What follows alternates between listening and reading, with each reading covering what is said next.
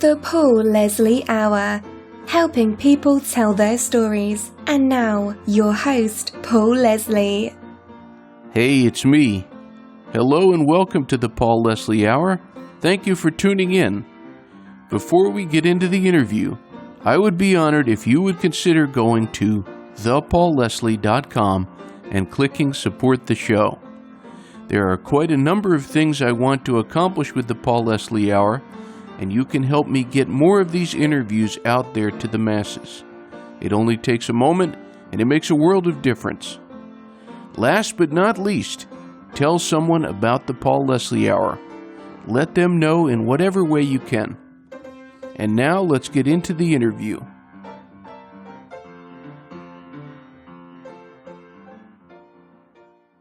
Hello?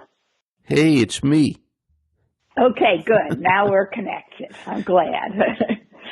All this stuff is not easy for me. You sound crisp and clear. Good, I'm glad. Well, ladies and gentlemen, the woman you hear is Natalie Goldberg. She was a guest on this show way back on episode number 4. Here we are at episode number 541. And joining us for a second time, the best-selling author, Natalie Goldberg. She's written 15 books, everything from memoirs, collections of essays, poetry, writing books, a novel. The recent book, which I'm holding in my hands right now, it's 3 simple lines, a writer's pilgrimage into the heart and homeland of haiku. And I want to read something from the back jacket here. I really like this. This is from Bill Addison, yes, the food critic. He says, Goldberg shows us how to pay great attention to what really matters. This book is the salve our chaotic world needs right now. So, Natalie Goldberg, thank you so much for joining us. Thank you. If I was on your 4th show and now it's in the 500s, when was that? Could you, like 19 what? Do you know? That was in 2017. Oh, so not so long ago. Not so long ago. ago. So probably, okay. So you've been doing a lot of these shows. My goodness, you've been busy. I have been busy, but it's great to talk to you. To this day, I still get emails from people who listened to our first broadcast that we did together. So. Oh, great. Do you remember which book it was? I think it was either The Great Spring. That's it. That's it. Yeah. That book I wrote while I had cancer. Right. Yeah, I remember now. Yeah, I love that book. Great. It was fun talking to you about it. And reading. Yeah. And yeah, I remember that. Your name was familiar, but the world keeps moving on with all its craziness. Very true. So I'm happy to get to talk to you again. Likewise. I really, really enjoyed this book. There's something very, very serene about reading it. Yeah. Well, it's about haiku, but not people's idea of haiku, but the real Japanese haiku. And really, in the very beginning, in the first chapter, which is called Nothing Less Than God, it says, haiku is a refuge when the world seems chaotic, when you're lost, frightened, tangled, and nothing is clear. And I've often gone to haiku and read it, because if you get a good translation, it stops the world. It gets you right into the moment and lets you let go of our own suffering for a moment and enter a bigger world. Shall I read a few? Yeah, I think that's a wonderful idea. Okay. Maybe I should tell people, I'll read this that I learned from Allen Ginsberg, okay? Great. In 1978, so 76, because it'll set you up, because people have this old idea of haiku as, 575, and you did it in grammar school, and the public school teacher mostly wanted to make sure that you learned how to count syllables. So I'll read you this. Allen Ginsberg, the poet, first introduced me to haiku.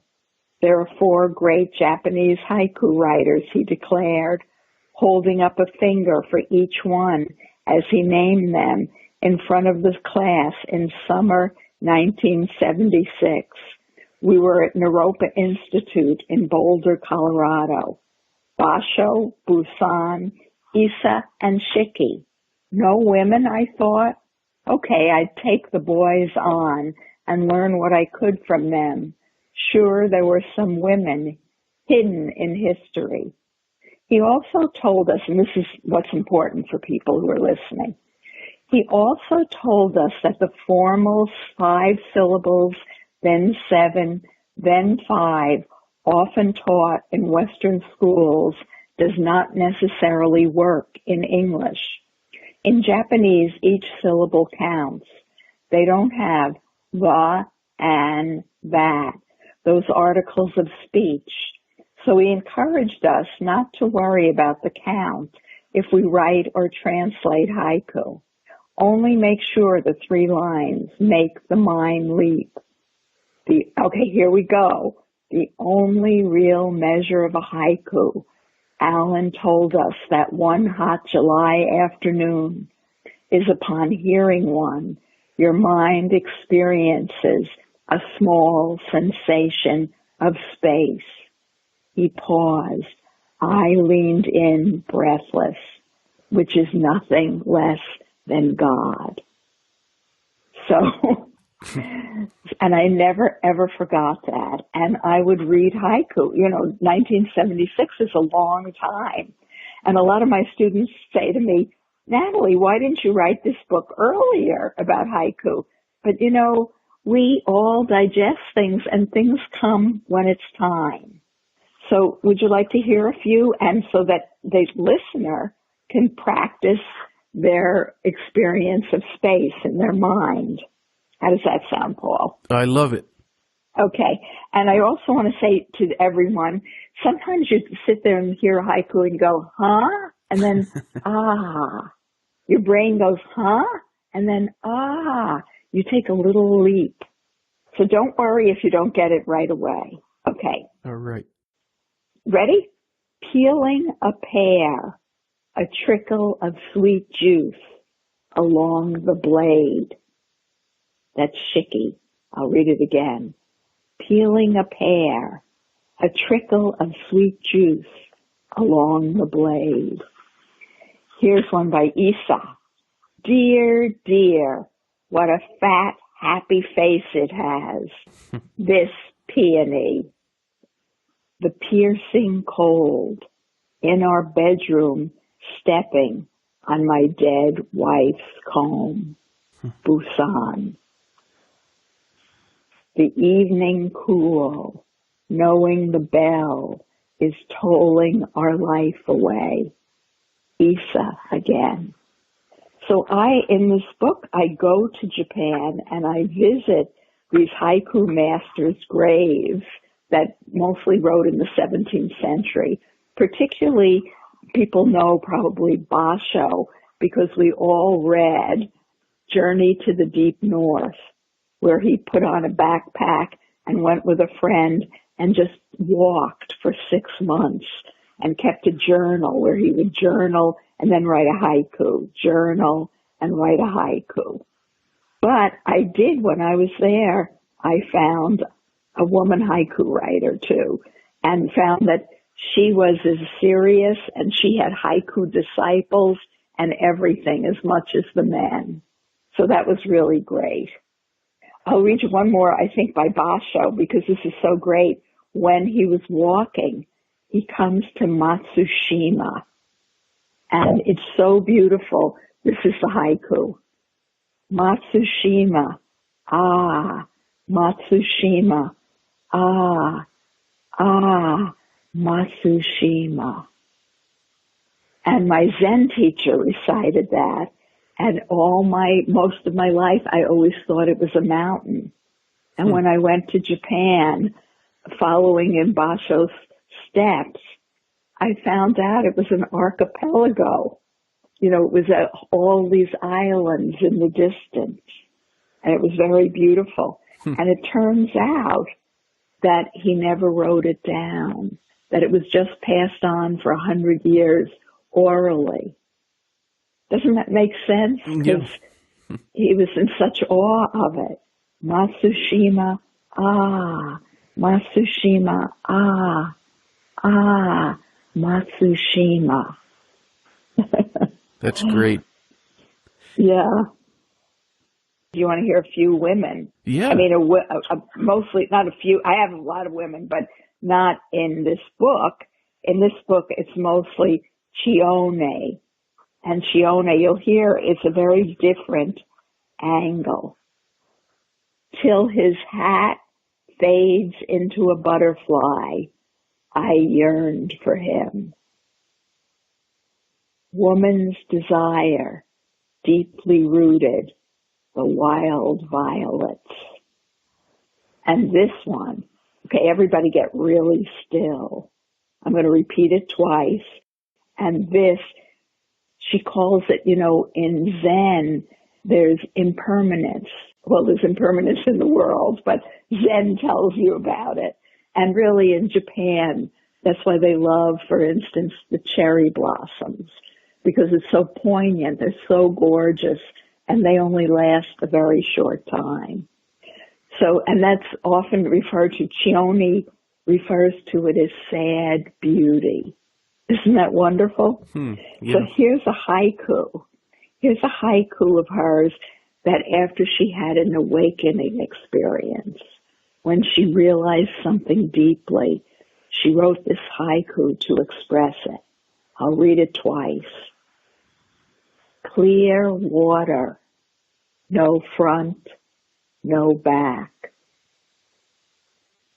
Clear water, no front, no back.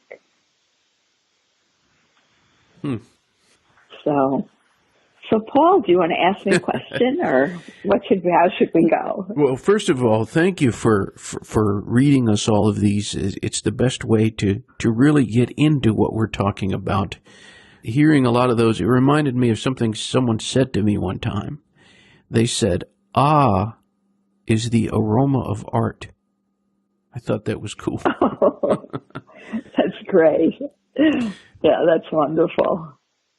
Yeah, there are haikus all over the place. On the note of, you were talking about Allen Ginsberg, and I'm hoping you can tell the listeners out there about this experience you had at the Naropa Institute. Oh, well, you know, Allen was interested in the boys in the class, and it was the Jack Kerouac School of Disembodied Poetics. And it was in Boulder, and he started it with him and Anne Waldman, the poet. He started that section of Naropa Institute.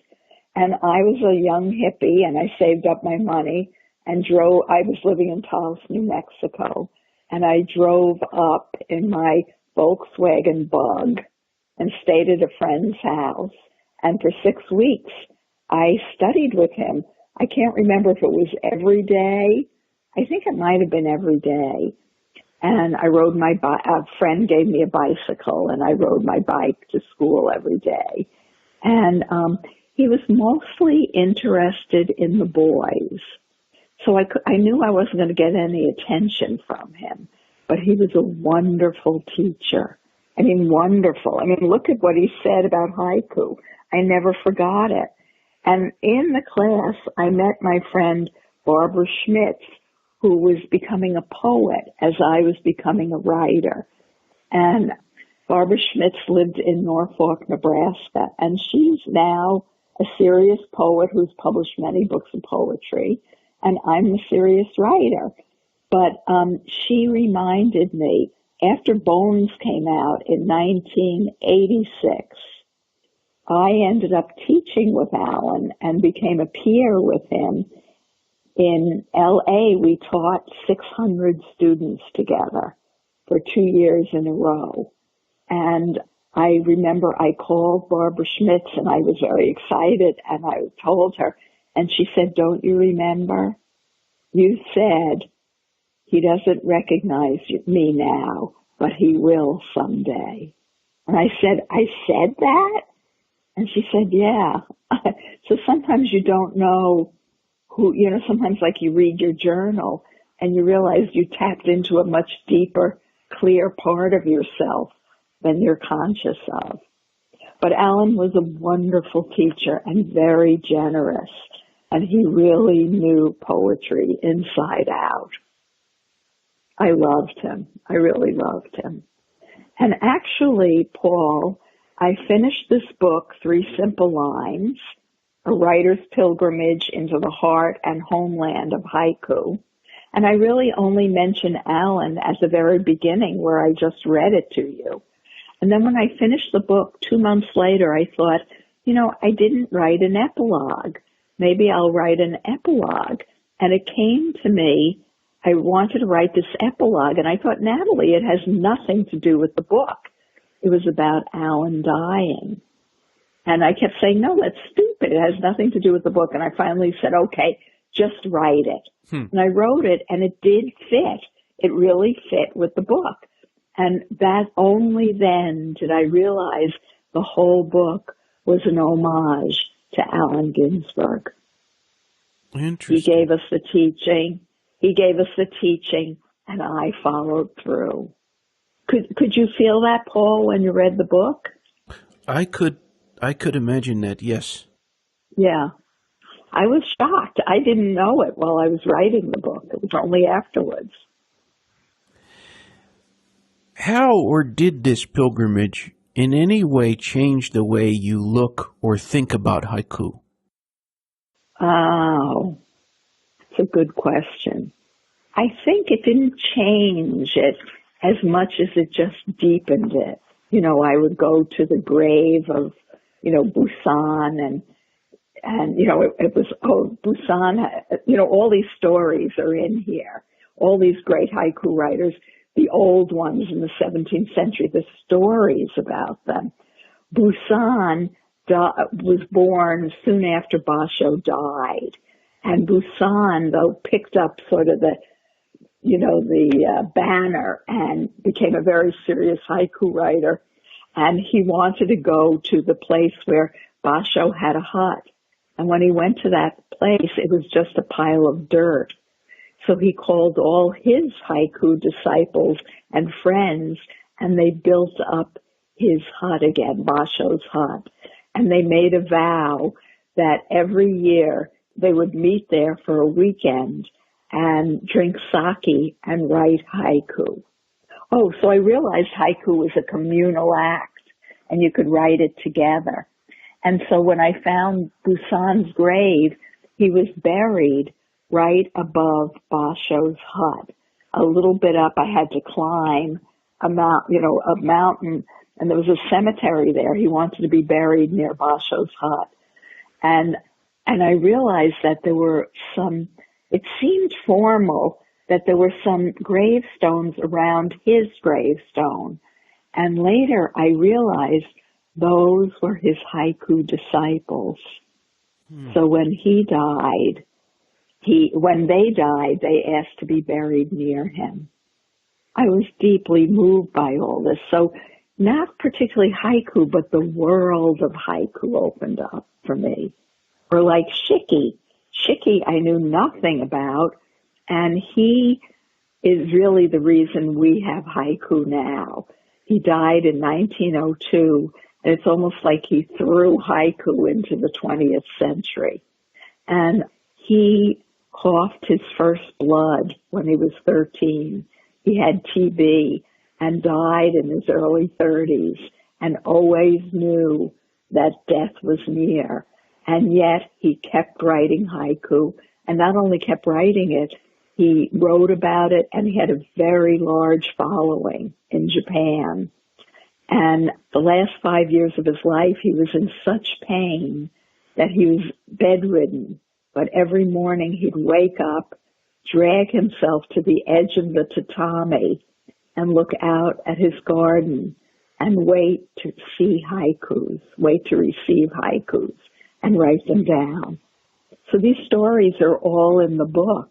I was just blown out by these stories of this great determination around haiku. People followed haiku as a way, a practice, including Chione, the woman haiku writer, and she had disciples. Something that I love, and it is very evident not only in your writing, but also just hearing you speak now, the strong respect you have for these writers, the reverence, visiting the graves. It's something, it's inspiring. Thank you. It's interesting because in my book, After the Great Spring, Let the Whole Thundering World Come Home, each chapter begins with me telling of me visiting a grave of a writer or a painter I love. And I've always done that. And I didn't, and thanking them and leaving a stone and saying I was there.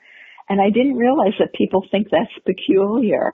But really, we all go and visit our grandparents' graves or our aunt or our parents and talk to them. So I don't know why, I feel so close to writers and painters that why wouldn't I do that? It did feel a little odd with Japan only because I didn't speak the same language and these were people from the 17th century. But it was really great to do it. Well, what would maybe be one of your most precious memories from, I think you visited Japan 4 times? Yeah, let me think. Yes, 4 times. Yeah. Do you have a most precious memory? Oh, no one's ever asked me that.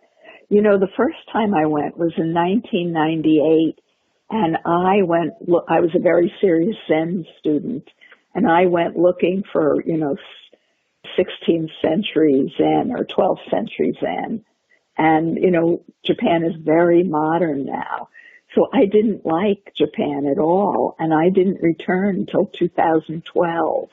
And then I went a bunch of times, 3 times almost in a row. And I'm trying to think, well, I guess I write in there about I visited the art island, Naoshima, and it's just dedicated to art. And I think it was almost the most beautiful place I've ever seen. And I write about it in here. And yeah, it was just beautiful. I thought Japan is finally coming to me. Because, I've studied Japanese Zen for so long and studied with a Japanese Zen master for 12 years. But sitting there in that beauty, a whole other level came to me.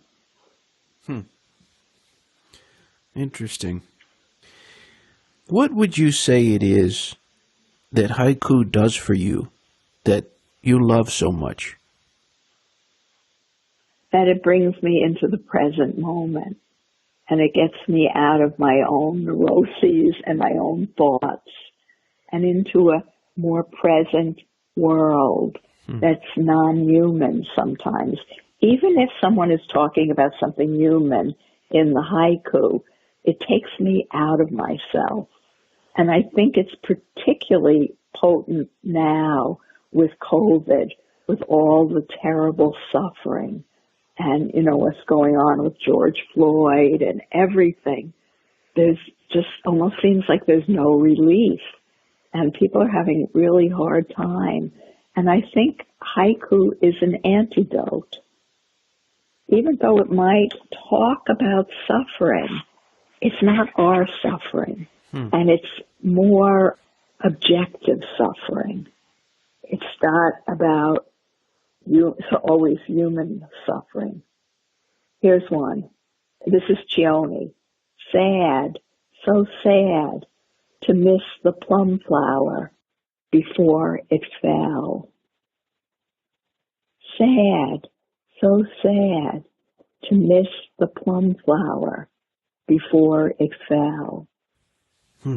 So we It takes us out of ourselves and right in the moment, what's around us. Very true.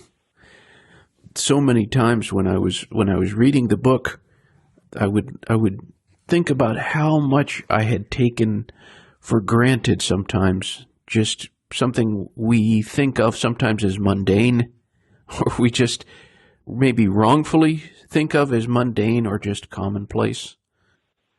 Yes, exactly. And actually, if we open to that, it lands us in the present moment, and it also helps heal us or ground us.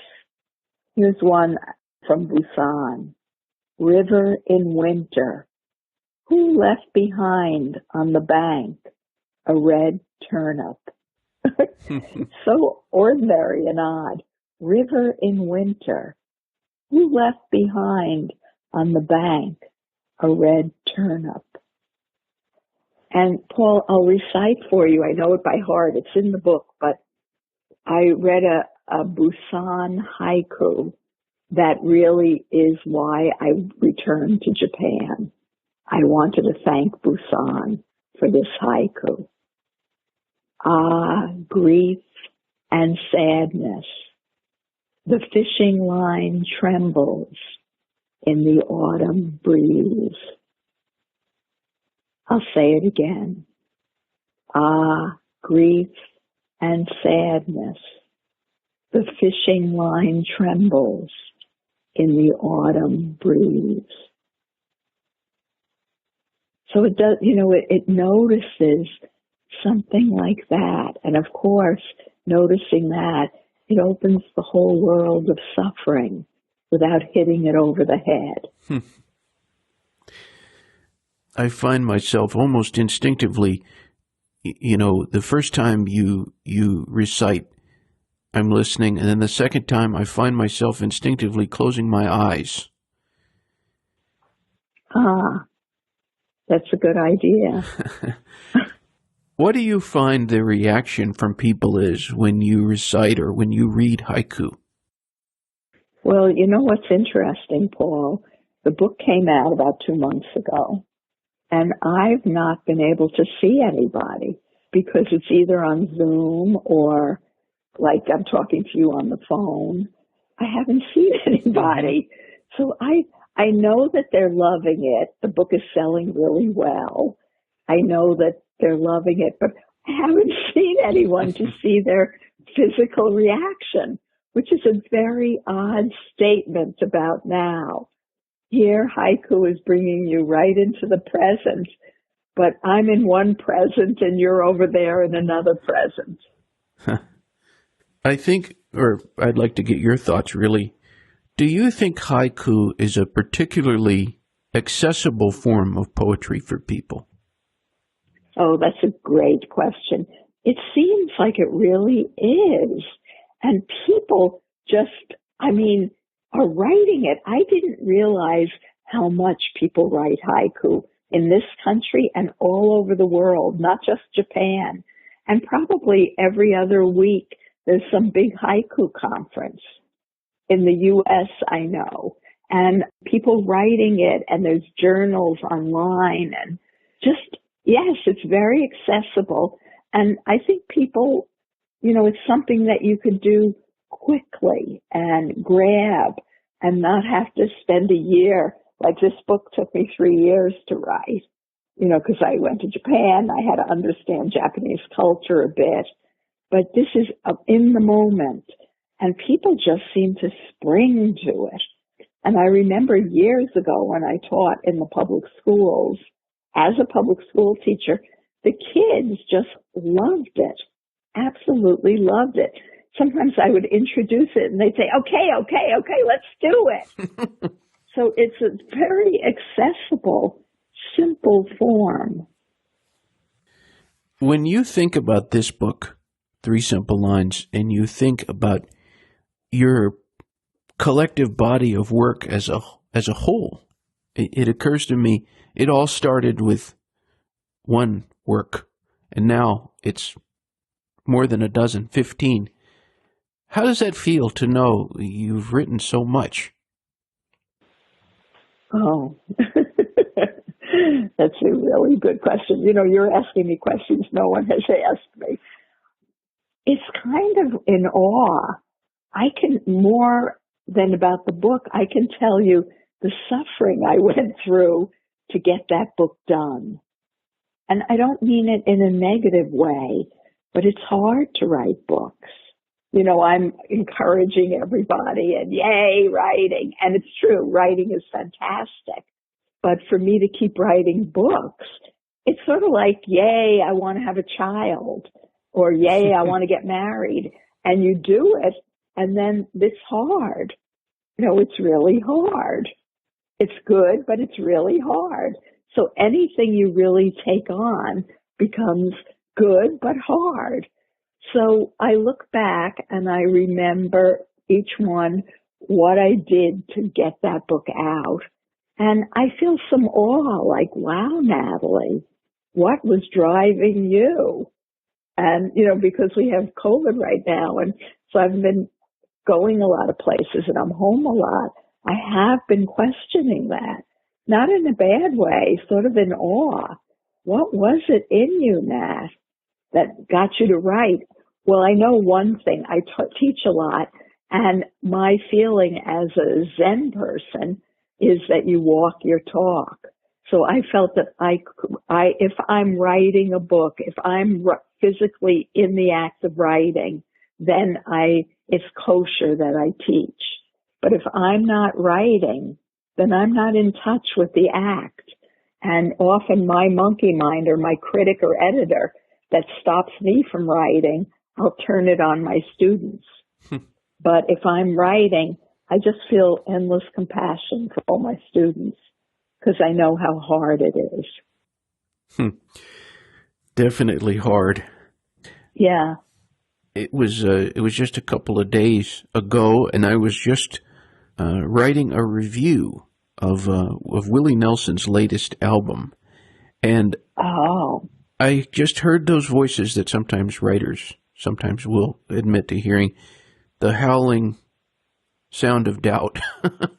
And yeah, I want to know from you, what do you do when you start hearing that voice? Well, I've trained myself. The voice is always there. I've just trained myself to understand that it's going to always be there and it's always trying to reduce me. And I don't pay attention to it. I've learned not to. I mean, that's what keeps us, so we never write. So we never do anything. And so I've learned to stand up to it, and it tries different angles, and I keep standing up to it, I guess. And when I don't and really listen to it, I get nothing done. So it's part of, understanding the human mind and really what are the materials we have as writers, pen, paper, and the human mind. Where do ideas come from? Memories, thoughts. It's the human mind. So the better we know our material, the better we can work with it. The first time that we spoke, there is something that you told me that I've never forgotten, and occasionally, not just with writing, but with anything, when I'm working on something that's mentally taxing or it's just hard for me or it requires a lot of critical thinking. You said in our first interview, you said, just go lay down. And sometimes I'll be so caught up in this web of thinking. And I remember that. Like, well, sometimes it's also okay. Like, maybe you're just exhausted. It sounds like something I would say. I don't remember saying it, but it definitely sounds like something I'd say. And I remember the other side of that also, which is, keep the pen moving, keep the pen flowing, or whatever your pen might be, a keyboard or whatever. What do you find is the best way to keep the pen moving when somebody has that reservation? Is keep the pen moving. Just don't listen to the reservation and keep your hand moving. Cut through. With 3 simple lines, I couldn't tell anyone. The 3 years I worked on it, I didn't really know what I was doing. I didn't know how it was all going to come together. And I had to just trust and keep doing it. I even moved to Brooklyn for a while because I felt so arrogant trying to write about some things in Japan when I hadn't been back to Brooklyn, where I was born and everything, for 40 years. So I actually went back to Brooklyn and stayed there and wrote some of the book in Brooklyn. So I didn't turn my back on where I came from. Sort of like, people who romanticize, for instance, Native Americans, and they're better and, just follow them. I needed to, come from where I come from. So, it's a long journey to write. And am I answering your question? I can't remember anymore, but, so there are many different angles to it. But this book was hard and I kept going.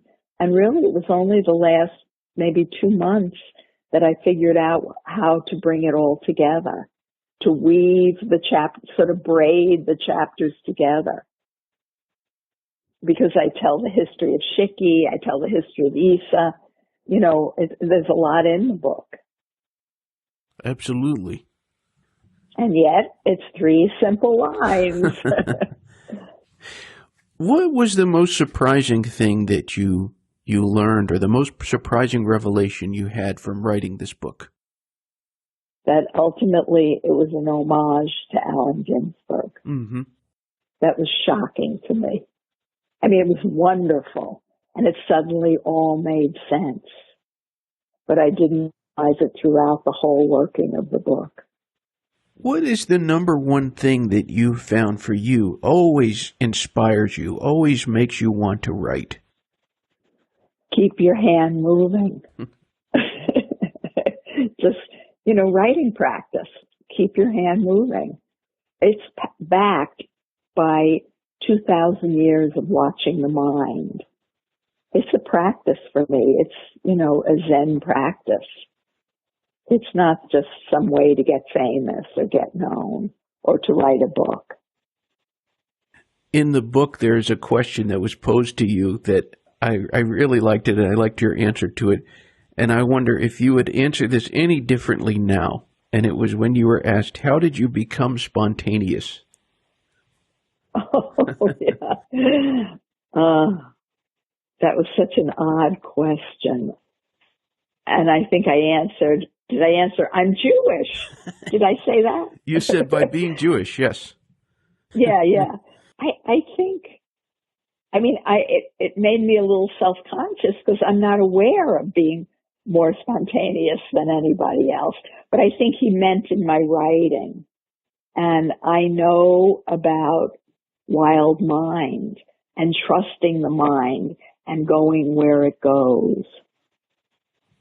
I'm hoping you can tell us about this upcoming retreat you have in Wisconsin. There is somebody that I'm trying to convince to go, and maybe you could do that. Well, yeah, the retreat it's in Madeline Island in Lake Superior. And I did it 2 or 3 years ago, and I'm doing it probably one more time. This is it in June. It's 3 weeks. The first week is for people who haven't studied with me before and who want to just practice. We're going to be in silence. I think that'll be the best week. Then the second week is memoir. And you can't take the memoir. If you've never studied with me before, you can't take the memoir without taking the first week.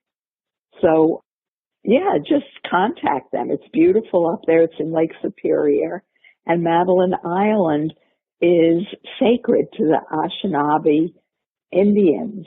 And actually, there was something signed that in 100 years, the island is going to be given back to them. And the 100 years is coming up.